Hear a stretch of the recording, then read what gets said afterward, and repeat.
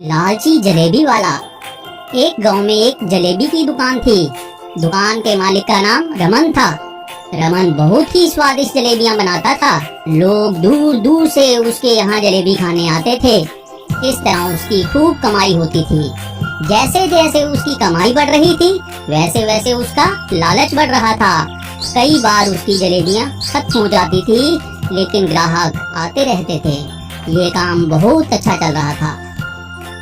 काम बहुत बढ़ गया है, मुझे अकेले संभालने में दिक्कत हो रही है। एक दो कारीगर रख लेता हूँ, वो जलेबियां बनाएंगे और मैं पैसे इकट्ठे करूँगा। अब रमन गल्ले पर बैठने लगा। उसने एक छोटा सा चुंबक अपने तराजू के नीचे भी चिपका दिया, जिससे कि कम जलेबियों से भी ज्यादा पैसे मिलें। 1 किलो जलेबी दो भाई। ये लो। बस इतनी सी? ये तो कम लग रही है। कम नहीं है, तुम्हारे सामने ही तोल कर दे रहा हूँ। पूरी है, ले जाओ। इस तरह रमन लोगों को धोखा देकर खूब अमीर हो गया और मोटा लाला बन गया। उसने जलेबियों के साथ साथ समोसे भी बेचने शुरू कर दिए। मिली नाम की एक लड़की उसकी दुकान के आगे से रोज निकलती और वहाँ रुककर जलेबी की सुगंध देती। वो गरीब थी, इसलिए कभी जलेबी खरीद नहीं पाती थी, पर वहाँ खड़े होना उसे अच्छा लगता था। जाओ यहाँ से, क्या करने आती हो यहाँ पर रोज? कभी कुछ खरीदती तो हो नहीं, भागो यहाँ से। एक दिन मिली को कुछ पैसे मिले। मिली खुशी खुशी दुकान पर पहुंची, यह सोचकर कि आज वो जलेबी खाएगी। हाँ लड़की, यहाँ क्यों खड़ी हो? मुझे 10 रुपए की जलेबी दे दो भाई। लाओ 10 रुपए और जाओ यहाँ से।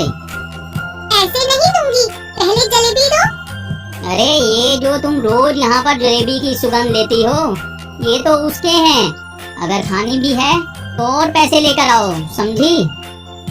ये सुनकर मिली उदास हो गई। पास ही मिली के मास्टर जी खड़े थे। उन्होंने ये सारी बात सुन ली। अरे तुम मिली को परेशान क्यों कर रहे हो? इसे जलेबी क्यों नहीं देते? मास्टर जी आप?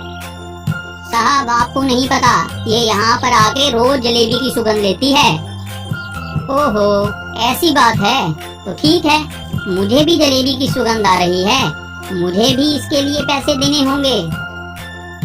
मास्टर जी ने अपनी जेब से 10 रुपए निकाले और उसको हिलाते हुए रमन को उसकी हवा कर दी और बोले, मिल गए तुम्हें 10 रुपए? आप मजाक कर रहे हैं क्या? जलेबी की सुगंध के बदले पैसों की हवा। हिसाब बराबर हुआ। क्यों लालची जलेबी वाले? यह सुनकर रमन शर्मिंदा हो गया।